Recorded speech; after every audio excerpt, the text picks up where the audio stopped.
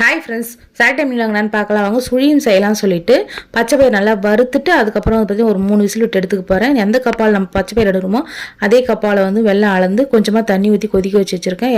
ஏலக்காய் வந்து தட்டி வச்சுருக்கேன். அதுக்கப்புறம் பச்சை பயிர் நல்லா வெந்ததுக்கப்புறமா நல்லா மசிச்சுட்டு லைட்டாக கொஞ்சம் நெய் சேர்த்து அதுக்கப்புறம் வந்து பார்த்திங்கன்னா தேங்காய் ஒரு 1/4 கப் அளவுக்கு எடுத்து அதையும் வறுத்துட்டு இப்போ மசித்து வச்ச பச்சை பயிர் அதுக்கப்புறம் வெல்லம் தண்ணி ஏலக்காய் எல்லாத்தையும் சேர்த்து ஒரு திக்கான பேஸ்ட் வர அளவுக்கு நம்ம வந்து பார்த்திங்கன்னா அதை ரெடி பண்ணி வச்சுக்கணும்.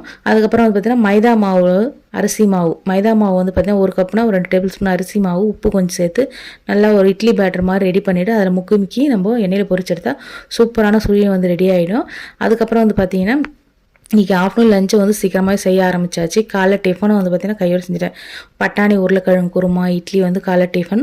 மதிய லஞ்சுக்கு வந்து பார்த்திங்கன்னா ரசம், கத்திரிக்காய் முருங்கைக்காய் பொரியல், சாதம் இதான் வந்து பண்ணியிருக்கேன். இந்த வீடியோ பிடிச்சி தான் மறக்காமல் லைக் பண்ணுங்கள், ஷேர் பண்ணுங்கள், சப்ஸ்கிரைப் பண்ணுங்கள் ஃப்ரெண்ட்ஸ்.